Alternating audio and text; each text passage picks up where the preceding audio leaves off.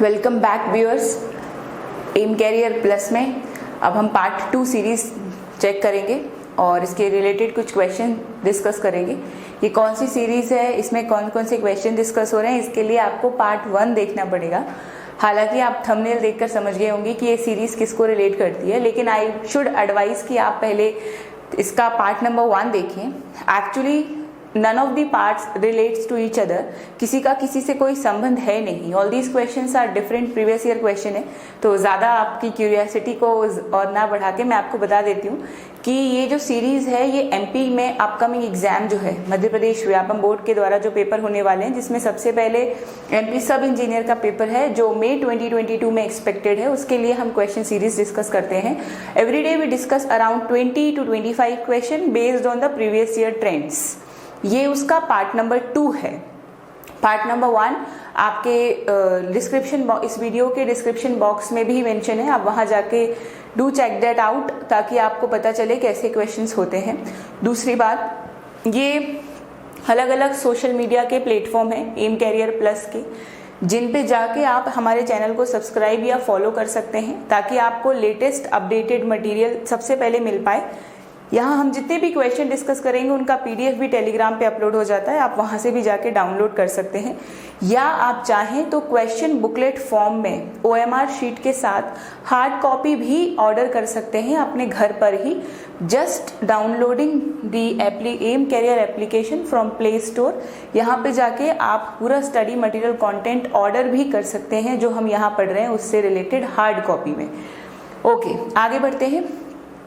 These are the channels जहाँ पे आप सब्सक्राइब कर लें। और ये कुछ एक्स्ट्रा एडिशनल इन्फॉर्मेशन है। ये पार्ट नंबर 2 है जहाँ पे हम 21 से 40 that means 20 questions around we are going to discuss based on the previous trends. तो हम ज़्यादा क्वेश्चन वीडियो को बड़ा नहीं बनाते और क्वेश्चन का डिस्कशन शुरू करते हैं क्वेश्चन नंबर 1 से। आप एक बार फटाफट एट अ ग्लांस सारे क्वेश्चंस को पढ़ के आंसर देने की कोशिश करें बाय योरसेल्फ। तो पढ़ेंगे, choose the option that best transform the given sentence using a question tag.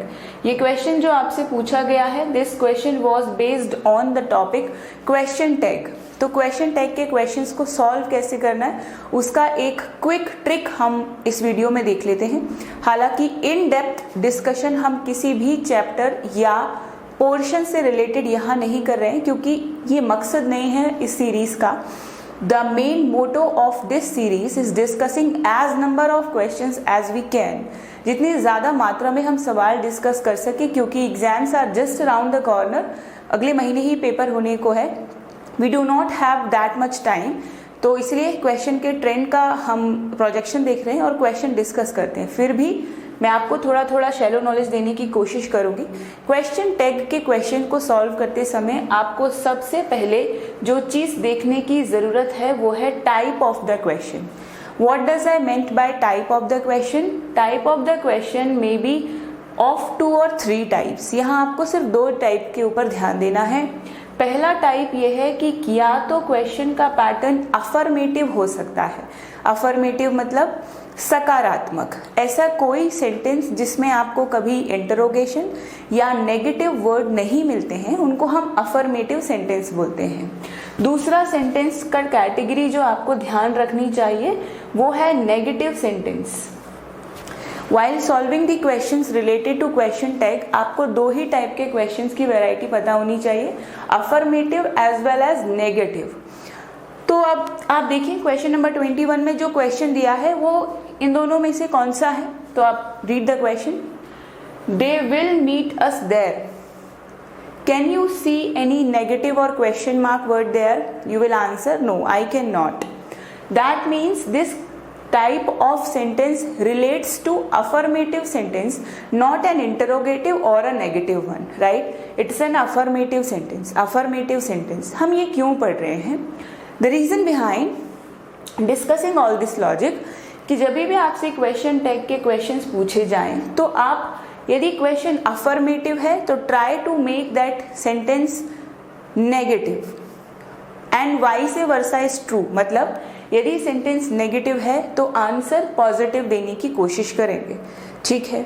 और दूसरी इंपॉर्टेंट बात, हेल्पिंग वर्ब के ऊपर भी ध्यान देना बहुत ज़रूरी है। While solving the question, tag वाले क्वेश्चन आपको सबसे इंपॉर्टेंट चीज़ जो देखनी है वो है टाइप ऑफ सेंटेंस, वो तो देखना ही है।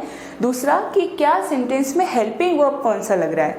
जैसे हम ये क्वेश्चन पढ़ें तो यू विल फाइंड कि सेंटेंस में will is a helping verb, will is a helping verb, is that so? Any doubt, any confusion? No.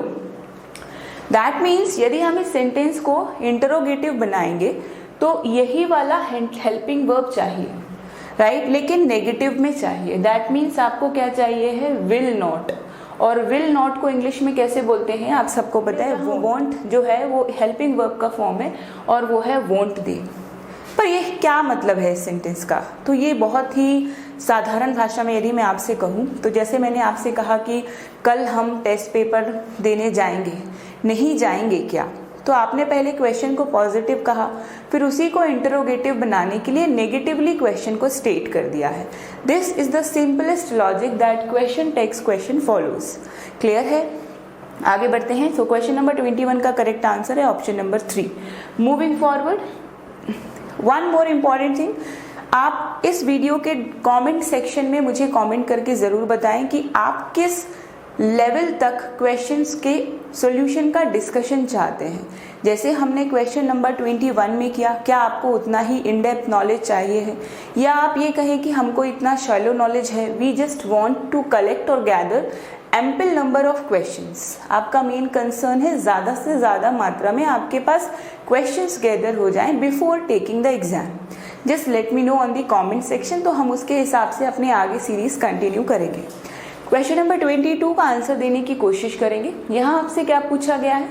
यहाँ पूछा गया है कि बेस्ट फिल्स, इसका मतलब क्या है? इसका मतलब क्या है कि आपको ये जो फिल इन द ब्लैंक दिया गया है, आई hope you all can see this clearly, ये फिल इन द ब्लैंक में out of given 4 options which is the more appropriately fitting, right?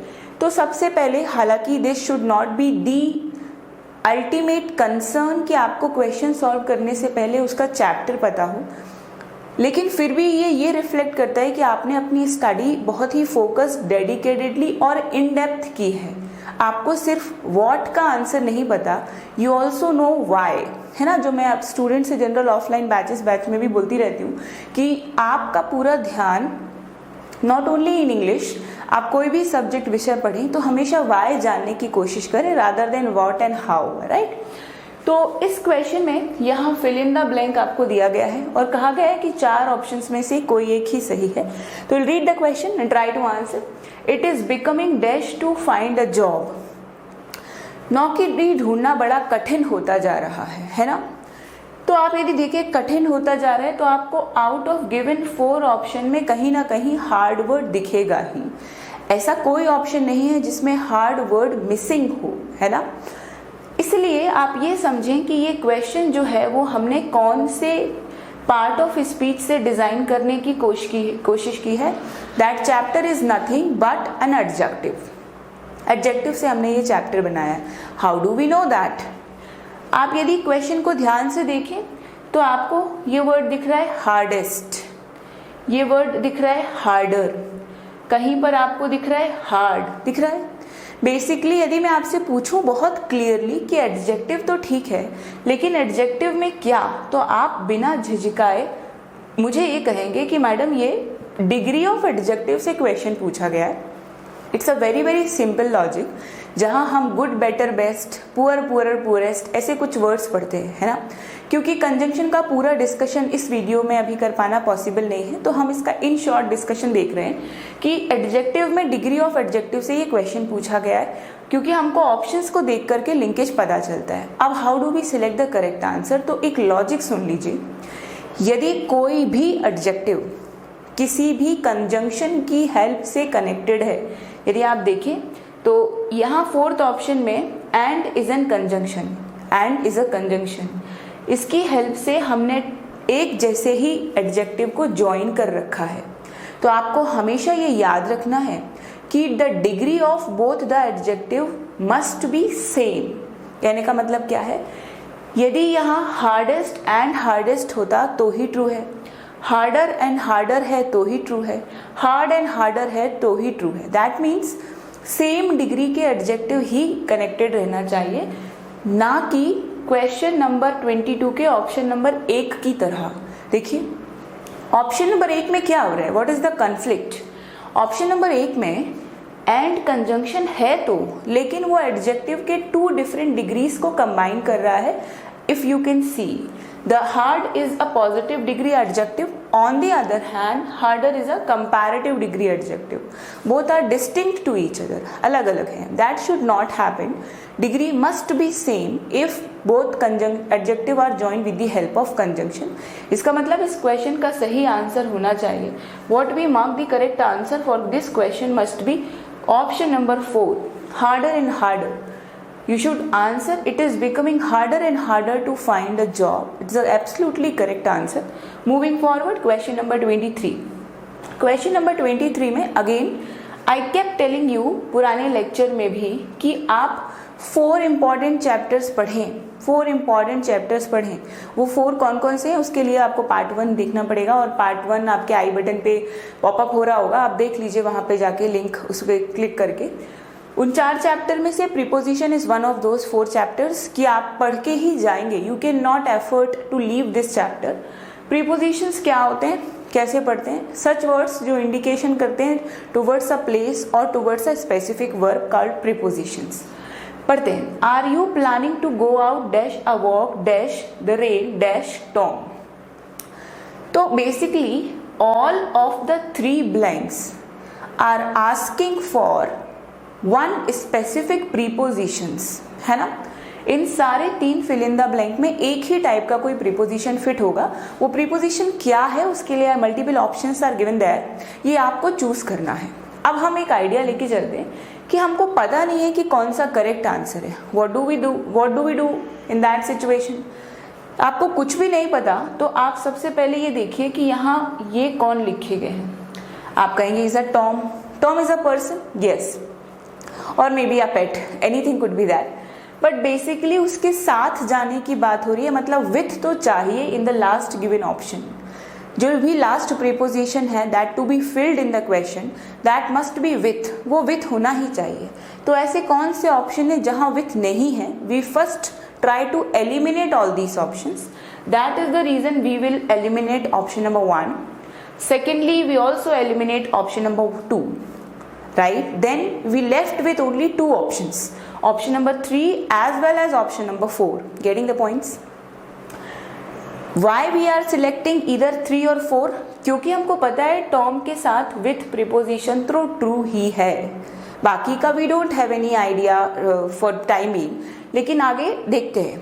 Are you planning to go for a walk, ना walk के लिए जाने का plan कर रहे हैं क्या, तो ऐसा ऑप्शन देखिए जहां फॉर है। Option number 4 is absolutely correct for the question number 23, right. For any query please comment in the comment box, ताकि हम ये समझें कि आपका क्वेरी या अनकंफर्टेबल जोन कहाँ लाई कर रहा है, राइट। और वीडियो को आगे देखते रहे। At the end of the video मैं आपके सामने कुछ और एक्साइटिंग न्यूज़ लेकर के आऊँगी, उसको देखने के लिए आप वीडियो को कंटिन्यू वॉच करें टिल द एंड। आगे बढ़ते हैं। क्वेश्चन नंबर 24 ध्यान से देखिए। Question number 24 is a very straight forward question based on the spot the errors. गलती कहाँ पर है ये ढूंढ के बता दीजिए। This question is based on 24 question, nothing rocket science, very simple question. Whatever exam you are appearing for, आप जो भी परीक्षा देने जा रहे हैं, बी इट IBPS का पेपर है, SBI का पेपर है, staff selection commission that is SSC का पेपर है, और for that matter any state exam के पेपर है जैसे अभी हम पढ़ रहे हैं, इनमें आपको 1 or 2 minimum question you will find related to the spotting the error. What does meant by that? Spotting the error question आपसे इस तरह की एरर ढूंढने की कोशिश करते हैं जहां पे आप ये समझें कि ग्रामेटिकली क्वेश्चन गलत क्यों है। यदि if there any error lie, why that error is there and how do we correct that, ये भी आपको पता होना चाहिए। हालांकि how do we correct that वाला पोर्शन आपसे पेपर में पूछा नहीं जाएगा, because all these questions are going to be conduct in the online mode related to MCQ questions. वहाँ डिस्क्रिप्शन में आपको लिखना नहीं है कि करेक्ट करके भी बताइए, आपको सिर्फ सिलेक्ट करना है। तभी कभी कभी वो तुक्का लगाने पे भी आंसर सही हो जाता है, लेकिन that is not true in every situation. इसीलिए हम ये आपको कहते रहते हैं कि लॉजिक जानना बहुत ज़रूरी है। खैर आगे बढ़ते हैं, क्वेश्चन को पढ़ते हैं। Did you went to see the accident on the road. Question कहने की कोशिश कर रहा है कि सड़क पर जो दुर्घटना हुई थी उसको देखने गए थे क्या। कैसे पता चला मैंने आपसे गए थे क्या, हुई थी क्या, ये सब बोला। How do we know that. आपने कहा madam it's very very simple, helping verb did help me to find out कि ये सेंटेंस पास्ट एक्शन में चल रहा है ना। It's very very simple question.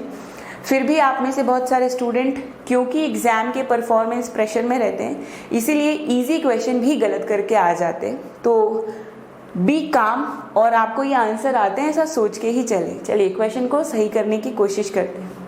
यदि आप देखें तो हमने चारों ऑप्शंस गिवन स्टेटमेंट के किसी पार्ट में से पिक कर लिए है ना। Is that so? Yes, pick कर लिए का क्या मतलब है कि हमने on the road part number A में लिख लिया, डिड यू पार्ट नंबर 2 में, the accident went to see ऐसे लिख लिया है। इनमें से चारों में कहीं ग्रामेटिकल एरर है क्या, तो मैं आपको एक लॉजिक बता देती हूँ, सुन लीजिए। ये जो डिड है ये ऑलरेडी V2 का वर्ब है, मतलब पास्ट टेंस का वर्ब है। यदि आप इसके साथ फिर से V2 का वर्ब लगा देंगे तो वो सेंटेंस में रिलक्टेंस जनरेट करेगा, रिडंडेंस, जिसकी कोई ज़रूरत ही नहीं है ना। तो वो रिडंडेंसी को रोकने के लिए हम इसके आगे सिर्फ V1 वर्ड का इस्तेमाल करेंगे, that is any main verb that should be related to V1 form of the verb. और ऐसा सेंटेंस में नहीं हो रहा है। किस पोर्शन में?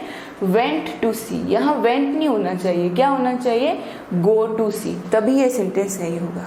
तो क्वेश्चन नंबर 24 का करेक्ट आंसर है option number 4। Getting the points. आगे बढ़ते हैं। क्वेश्चन नंबर 25 ध्यान से देखिए, read the question. Choose the correct form of the verb, correct form of the verb for the given sentence. आपसे ये क्वेश्चन देने का मेन मकसद क्या है? शायद आपको लगे कि ये क्वेश्चन वर्ब से पूछा गया है, लेकिन यदि आप और ध्यान से सवाल को देखें तो वर्ब से क्वेश्चन ना पूछ करके और थोड़ा ज्यादा वेटेज जो हम महसूस कर पा रहे हैं वो किसका है? वोकैबुलरी का। You all can see the more weightage lies on the vocabulary side. Why that so? ये चारों वर्ड वर्ब है, एक्शन चल रहा है किसी टाइप का, ये तो हमको पता ही है। लेकिन वर्ब कौन सा मोस्ट अप्रोप्रिएट है ये कैसे पता चलेगा? जब आपको चारों वर्ब का मीनिंग मालूम है। तो अल्टीमेटली द इम्प्लाइड मीनिंग और the hidden meaning of this question is कि आप whether you know the meaning of vocabulary all these given verb और नॉट, राइट। तो शुरू करते हैं। The government is making every effort to dash an economic crisis. Economic crisis को revive करने के लिए, बचाने के लिए, उससे बाहर उभरने के लिए, सिचुएशन को सही करने के लिए गवर्नमेंट अपनी तरफ से सारे प्रयास कर रही है। तो बेसिकली कोई ऐसा वर्ब चाहिए जिसमें प्रयास कर रही है, उभरने की कोशिश कर रही है, ये सारे मीनिंग छुपे हों। तो आउट ऑफ दीज वर्ड्स वो वर्ड आपको कौन सा मालूम है? आप कहेंगे the avert is the meaning for that word. याद रखेंगे, avert is nothing but reconcile.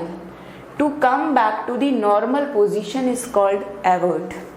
बाकी के तीनों वर्ड के क्या आंसर है ये आप मुझे कमेंट बॉक्स में बताएंगे। जब हम पार्ट 3 डिस्कस करेंगे उस समय मैं आपसे ये सारे तीनों वर्ड डिस्कस करके आपको आंसर बताऊंगी। Till now I will wait कि आप में से कितने स्टूडेंट ये दोनों तीनों वर्ड्स के आंसर देते हैं कमेंट बॉक्स में। और हम यदि आप लगी रहे तो अगले वीडियो में आपका नाम भी यहाँ से हम अनाउंस करेंगे। तो आगे बढ़ते हैं। तो this question correct answer is option number 1। Question number 26 देखें। Choose the correct form of the clause. What is a clause? Many of the students ask what is the meaning of clause. तो ध्यान से एक question एक बार पढ़ें और मैं आपको बताती हूँ कि आपको फिल इन, यदि आपको ये नहीं भी मालूम है कि क्लॉज क्या है फिर भी आप इस क्वेश्चन को अप्रोच कर सकते हैं। Take your time, read the question carefully.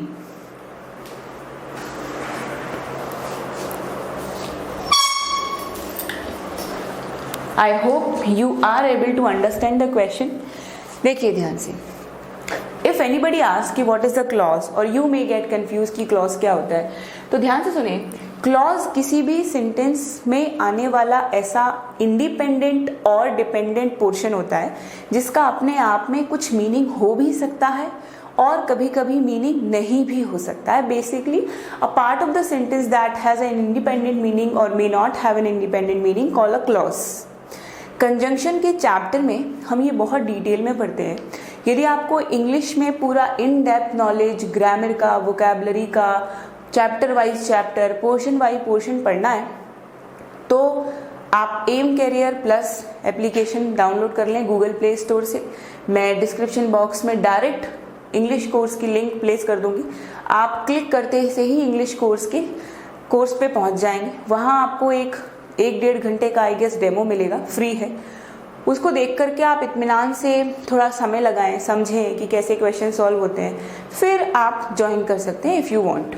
वहाँ हमने बहुत ही डिटेल में हर क्लास को 9-10 लेक्चर में आराम से एक सेंटेंस को, क्वेश्चन को डिटेल लेके डिस्कशन किया है। खैर, dash they voted for him, ठीक, आपसे कह रहे हैं उन्होंने इसीलिए उसके लिए वोट डाला है। ये हिम कोई पर्सन है जो पहले इस सेंटेंस में डिस्कस हो चुके हैं, तभी हम उनके लिए हिम लगा रहे हैं। तो क्वेश्चन का सही जवाब होना चाहिए because they liked the leader, और ये लीडर वही वर्ड है जिनके लिए हमने हिम लगाया था, राइट। तो क्लॉज बेसिकली आपसे सेंटेंस को कंप्लीट करने की डिमांड कर रहा था। That was the sole purpose to ask this question. Question number 27, moving forward, read the question. Question number 27 is very straight forward, asked from the chapter tense. अब आप यदि ध्यान से सीरीज देख रहे हैं, हमने 21 से 27 तक क्वेश्चन की जर्नी कर ली है पूरी।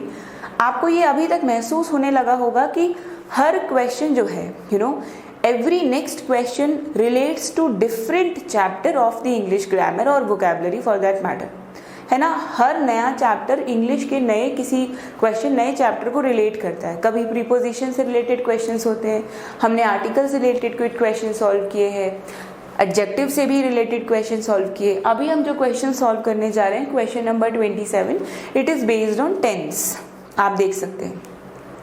अब आपसे कह रहा है यहाँ जो फिल इन द ब्लैंक है उसमें टेंस कोई एक ही ट्रू है, मतलब किस समय में एक्शन हो रहा है वो एक ही टेंस ट्रू है। उसके लिए आपको 4 ऑप्शन दिए हैं।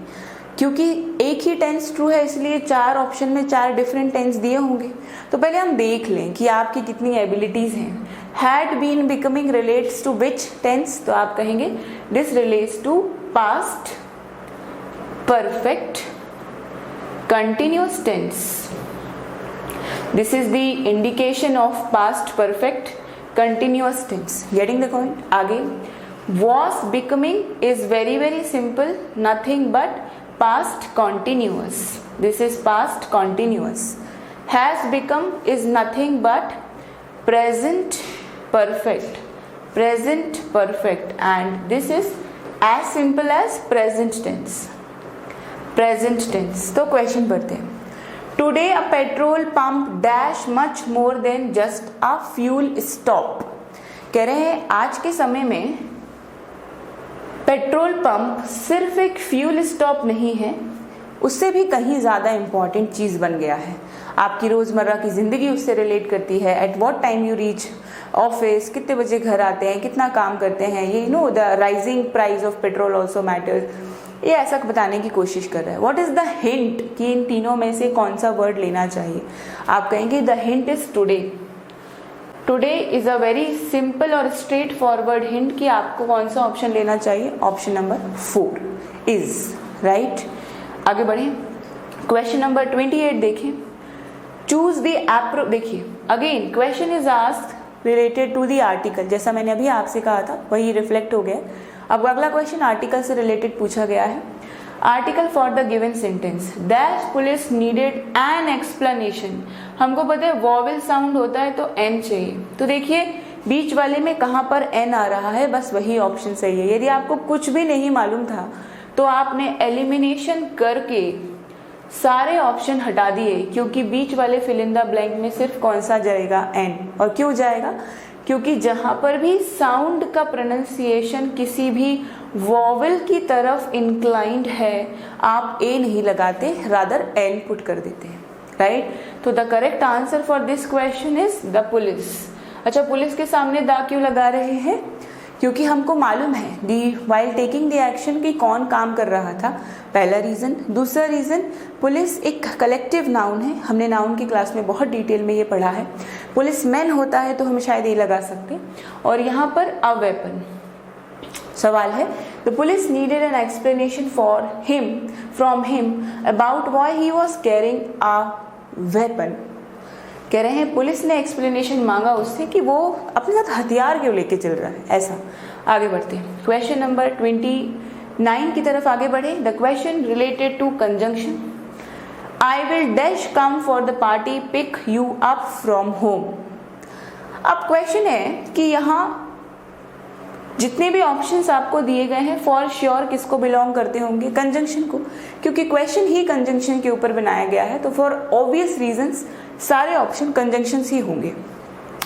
तो ये बोल देना कि कहाँ कंजंक्शन है, ये ढूंढ के हम आंसर लगा पाएंगे। It's not a satisfactory answer, क्योंकि all the given options are conjunctions and these are suppose to be a conjunctions. इतना इजी लेवल तो अभी नहीं आएगा पेपर में। फिर हमने कहा तो अब जब कंजंक्शन है सारे, तो हाउ डू वी सिलेक्ट, तो सुनेंगे ध्यान से। एक तरीका तो ये है कि आप सारे ऑप्शंस पिक करके फिल करके देख लें, क्योंकि इंग्लिश में आपको सवाल सॉल्व करने में ज़्यादा समय लगता नहीं, तो ये ऑप्शन भी पिक कर सकते हैं। दूसरा तरीका यह है कि आप देखते से सारे कंजंक्शन के यूजेस समझ जाएं कि ये मुझे पता है कि इस कंजंक्शन का इस्तेमाल कहाँ होता है, इस कंजंक्शन को कहाँ इस्तेमाल नहीं किया जा सकता है, या XYZ जो भी वजह है। अब यदि सवाल को ध्यान से देखें तो इस क्वेश्चन का सही जवाब है ऑप्शन नंबर 3। कैसे पता चलता है, तो सुन लीजिए, यदि आपको किसी भी सेंटेंस में नाइदर अपने पेयर के साथ जो होता है नॉर, या फिर आइदर अपने पेयर के साथ जो होता है और दिखे, तो नाइदर अपने पेयर के साथ आइदर अपने पेयर के साथ दिखे तो क्या करना है, तो आपको हमेशा ये ध्यान रखना है कि इनके बाद जो भी वर्ड आ रहे हैं वो एक जैसे होने चाहिए। नहीं समझ में आया, दोबारा सुनेंगे।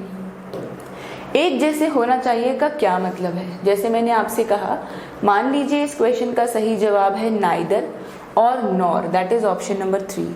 लेकिन कैसे जस्टिफाई करें कि ये आंसर सही है। देखिए, इस सवाल में यदि आपने नाइदर फिल किया तो नाइदर के तुरंत बाद कम लिखा है, जो एक सेंटेंस का क्या हो सकता है, आप कहेंगे वर्ब है सेंटेंस का। इज दैट सो? यदि यहाँ नॉर आएगा तो पिक भी सेंटेंस का क्या होता है, verb. This is the thing I was talking about कि नाइदर और आइदर अपने बाद एक जैसे पार्ट ऑफ स्पीच लेते हैं। यदि नाइदर के बाद आपने नाउन लिखा है तो नॉर के बाद भी आपको नाउन ही लिखना पड़ेगा। यदि नाइदर के बाद आपने एक प्रीपोजिशन लगाया है तो नॉर के बाद भी प्रीपोजिशन ही डिमांडेड है। आप कंजंक्शन या आर्टिकल जैसी चीज़ नहीं लगा सकते। इसको कहते हैं कंस्ट्रक्शन ऑफ पैरेललिज्म। ये हम कंजंक्शन में पढ़ते हैं। अभी आप सिर्फ लॉजिक सुन लीजिए। इसीलिए ये क्वेश्चन का सही जवाब है option number 3। Moving forward, question number 30 देखिए। यहाँ पे किसी जगह का नाम दिया गया है, पढ़ते हैं। Stonehenge is dash historic monument located in the Salisbury, England. अब इस सवाल को ध्यान से पढ़ें और ढूंढने की करना क्या है। कह रहा है सफिक्स ढूंढिए, प्रीफिक्स ढूंढिए। प्रीफिक्स क्या होता है मैं आपको इजी शब्दों में बताती हूँ। जैसे मैंने आपसे कहा कि मेरे लिए किसी कॉन्फ्रेंस या किसी मीटिंग में समय पर पहुंच पाना पॉसिबल है या नहीं है, तो वह पॉसिबल है। यदि पॉसिबल नहीं है तो आप क्या बोल देते हैं, इम्पॉसिबल है। तो आपने ये जो पॉसिबल वर्ड के आगे एक नया वर्ड जोड़कर नई मीनिंग निकालने की कोशिश की है, उसको हम कहते हैं इम्पॉसिबल। ये क्यों लगा पाए, क्योंकि आपने पॉसिबल के आगे एक नया शब्द लगा दिया, वो है इम। तो जब आप किसी वर्ड से पहले नया प्लेसिंग कर दे, जैसे स्टॉपेबल, अनस्टॉपेबल, ये सारे वर्ड हम किनकी कैटेगरी में रखते हैं, प्रीफिक्स की कैटेगरी में। प्री से याद रखें, पहले आता है तो प्रीफिक्स, बाद में आता है सफिक्स। तो ये हिस्टोरिक वर्ड के लिए इस सेंटेंस में कौन सा प्रीफिक्स सही है, ये क्वेश्चन आपसे पूछा गया है। तो हम देखते हैं।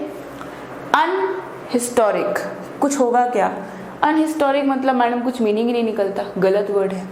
रीहिस्टोरिक मतलब हिस्ट्री के भी पहले, तो बिल्कुल ही नहीं होता। हिस्ट्री के पहले तो हिस्ट्री होती है। ओके। पोस्ट हिस्टोरिक क्या है? Post historic is nothing but a present. तो what is the correct answer? Pre historic. Question का सही जवाब है प्री हिस्टोरिक। ठीक है, पढ़ते हैं आगे। क्वेश्चन नंबर 31 आपसे क्या पूछा है, most appropriate fill in the blanks. देखिए, what's wrong, is there dash in your eye, is it dash you. ठीक है, कह रहे क्या हो गया, कुछ है क्या तुम्हारी आंख में। तो आपने कहा कुछ नहीं है वाला तो नहीं चाहिए, कुछ कुछ तो है ही, तो बोलेंगे इज देयर समथिंग और it is hurting. Option number 3 is correct. I guess आप समझ पा रहे हैं। नेक्स्ट क्वेश्चन, क्वेश्चन नंबर 32 देखें, choose the option that best transform the sentence into the other voice. अब ये वॉइस चैप्टर जो है ये आपको थोड़ा सा पढ़ने की जरूरत पड़ेगी। हो सकता है आपने नॉलेज कभी ले रखा हो, it's very very important. Voice is nothing but किसी भी सेंटेंस को कहने का एक डायरेक्ट और इनडायरेक्ट तरीका।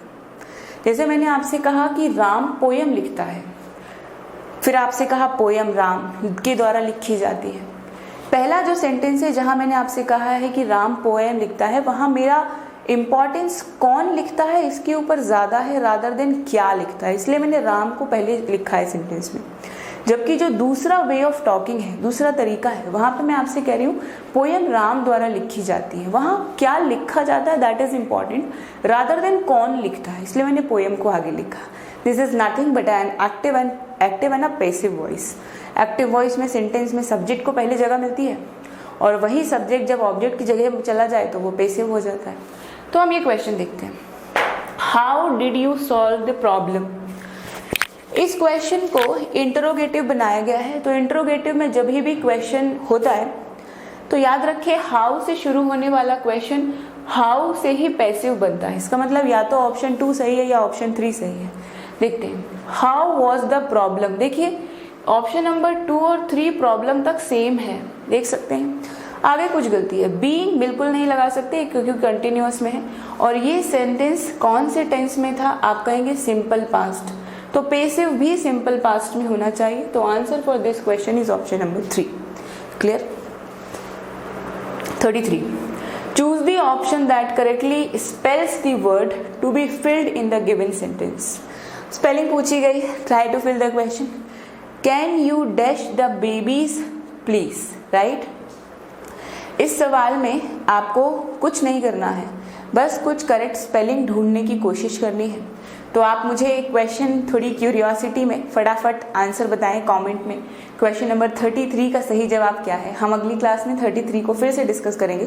देखिए ग्रामर से रिलेटेड लॉजिक बताना क्लास में पॉइंट भी है, क्योंकि आपको वो चीज़ें रिलेटेबल नहीं लगती, लेकिन मुझे लगता है वोकैबुलरी और स्पेलिंग से रिलेटेड क्वेश्चन तो you must solve at your own, क्योंकि इसके लिए किसी क्लास की ज़रूरत नहीं है।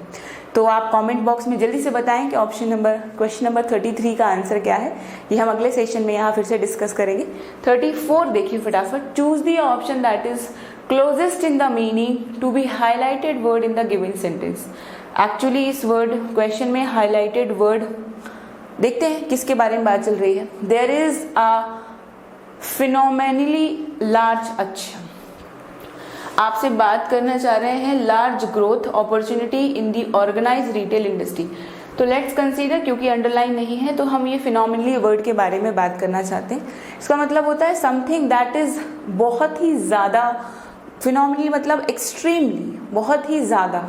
तो क्या आंसर करेंगे, एक्सेप्शनली, जो नॉर्मल नहीं होता है, यूजुअल नहीं होता है। और आपसे क्या पूछा गया है, ऑप्शन देखें ध्यान से, क्लोजेस्ट मीनिंग मतलब सिनोनिम पूछ रहे हैं। एंटोनिम पूछते तो हो सकता है यूजुअल हो सकता है, नॉर्मल हो सकता है, right.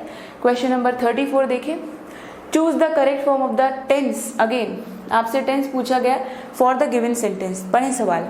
According to researchers our sleep time over the past century dash by reduce 20%। पिछले पास्ट सेंचुरी मतलब जितनी भी हमने जो दशक बिताया है उसमें कम हो चुका है 20% से, ऐसा बोलना चाह रहे हैं, ठीक है। तो फिर से टेंस का सवाल है, पढ़ते हैं सवाल। According to researchers our sleep cycle over the past century dash by about 20% will reduce. बिल्कुल नहीं, क्योंकि हम तो एक्शन हो चुका है ना। Is reducing by, no no no, has reduced by, हो चुका है। प्रेजेंट परफेक्ट टेंस की बात चल रही है। Next question 36, is there dash letter for me in the bunch of letters you are holding. Is there any letter, याद रखें any letter, any is an word determiner जो इंटरोगेटिव सेंटेंस में आता है। आगे बढ़ते हैं, क्वेश्चन नंबर 37 देखिए, choose the appropriate conjunction. Again conjunction का क्वेश्चन पूछा है, पढ़ते हैं सवाल। Ramesh would sometimes come over dash stay with us dash he liked our company। ठीक है, तो पढ़ते हैं, Ramesh would sometime come over and stay with us because he likes our company। Very very simple question, वजह बता रहा है ऐसा क्यों करता है, क्योंकि उसको कंपनी पसंद है। ठीक है, next question, question number 38। Again question को वॉइस में कन्वर्ट करने के लिए पूछा गया। सवाल पढ़ते हैं, the little girl showed the visitor her drawing. ये सवाल कौन से टेंस में है? सिंपल पास्ट टेंस में। ध्यान रखें, तो सिंपल पास्ट टेंस की ही हेल्पिंग वर्ब वाले सवाल को देखें, आईएनजी वाईएनजी वाले सारे वर्ड हटा दें, तो बीइंग वाला ऑप्शन सबसे पहले हटा देना चाहिए। ठीक है, अब विजिटर्स कितने हैं? विजिटर है कि विजिटर्स है? विजिटर है, सिंगुलर है, तो पैसिव में भी वो सिंगुलर होना चाहिए, तो प्लूरल बनाने का कोई सेंस है नहीं। तो आगे बढ़ते हैं, प्रेजेंट टेंस में नहीं होना चाहिए। The visitor was shown her drawing bye, okay, was shown her drawing. ठीक, दैट्स, देखिए द लिटिल गर्ल, ये अगेन एक्टिव में ही लिख दिया गया है, जबकि हमको तो पेसिव बनाना है। Option number 3 is correct, object पहले लेके आना है। लास्ट 2 क्वेश्चन, क्वेश्चन नंबर 39 देखिए, choose the appropriate article. Again question is related to article for the given sentence. I saw dash accident this afternoon where dash bus had crashed into dash. Clear? Again you have 3 fill in the blanks. ठीक है, अब आप ध्यान से देखिए, I saw an accident would be there, तो a वाले सारे ऑप्शन हटा दें क्योंकि ये वॉवल का साउंड देता है। अब आगे देखते हैं, an accident this afternoon where, right, an नहीं आना चाहिए बस के आगे, तो we'll opt option number into a tree. Clear? Very simple. Last question, try to read this question, take your time. Spot the error का क्वेश्चन है, फिर से पूछ लिया गया है। The young boy broken the window by hitting it with cricket ball. ठीक है, इस सवाल को ध्यान से पढ़ें और क्वेश्चन में क्या गलती हो सकती है या हम कैसे क्वेश्चन को सुधार लें। पहले तो ये देखें कि स्पॉट द एरर का क्वेश्चन क्यों है। जो हमने सवाल सॉल्व किया डिड वाला V2 में, जिसमें मैंने आपसे बताया कि वहाँ हेल्पिंग वर्ब V1 होती है, सेम इंटरफेस में सवाल बनाया गया है। Read the question, try to answer. Right, the young boy has broken the window, ऐसा होना चाहिए। तो आप कहेंगे has broken the window by hitting it with, या तो आप कहें कि यहाँ पे ब्रोकन के आगे हैज लगाएं तो वो परफेक्ट प्रेजेंट हो जाएगा, या फिर ऑल टुगेदर ब्रोकन हटा के ब्रोक ही लिख दें। क्लियर है? तो दिस इज इट। ये पार्ट नंबर 2 हमने आज पूरा कर लिया है सीरीज का, जिसमें क्वेश्चन नंबर 21 to 40 हमने डिस्कस कर लिया। अब तक 40 सवाल हमने डिस्कस कर लिए हैं और ऐसी ही सीरीज हम कंटिन्यू करेंगे जब तक हमारे 300-400 क्वेश्चन डिस्कस नहीं हो जाते हैं। उसका हार्ड कॉपी भी अवेलेबल है OMR शीट के साथ। आप घर पे बैठकर भी इंग्लिश के टेस्ट को लगा सकते हैं जो यहाँ डिस्कस कर रहे हैं, और सोल्यूशन के लिए ये वीडियो दोबारा देख सकते हैं। जिस चीज़ की मैं आपके सामने बात करती हूँ वो है ये जो आपके बार बार इंग्लिश फाउंडेशनल कोर्स बनाए गए हैं, उन कोर्स का मेन मकसद ये है कि आप क्वेश्चन मैक्सिमम क्वांटिटी में सही कर पाएँ। तो ये एक इंग्लिश मटेरियल बुक है जो डेडिकेटेडली आपके एग्ज़ाम के लिए प्रिपेयर की गई है। बहुत ही प्रिसाइज कॉन्साइज नोट्स बनाए गए हैं। आपको इस बुक के बाहर कुछ और ज़्यादा पढ़ने की ज़रूरत नहीं पड़ेगी। इसमें वोकैबलरी 2 वॉल्यूम में ये बुक अवेलेबल है, volume 1 and volume 2। Grammar, vocabulary, idiom phrases, question sets सब कुछ है। आप यदि चाहें तो ये बुक भी एम कैरियर प्लस की एप्लीकेशन से ऑर्डर कर सकते हैं। That material will be posted at your door step. आप कैसे पोस्ट कर मंगा सकते हैं, इसका लिंक डिस्क्रिप्शन बॉक्स में दिया गया है, आप वहां जाकर please do check that out और ये मंगा लें। और इजी अंडरस्टैंडिंग के लिए चाहें तो कोर्स भी परचेज कर सकते हैं, मैं उसका डिस्क्रिप्शन में उसकी भी लिंक आपके लिए पुट कर दूंगी। बाकी के सारे ऑनलाइन रिसोर्सेज मैंने आपको बताई हैं, उनको फॉलो करते रहें।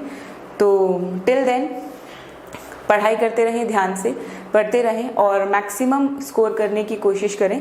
We are doing our best, आप भी एफर्ट लगाकर कंटिन्यू करें। Will meet in the part number 3। Thank you.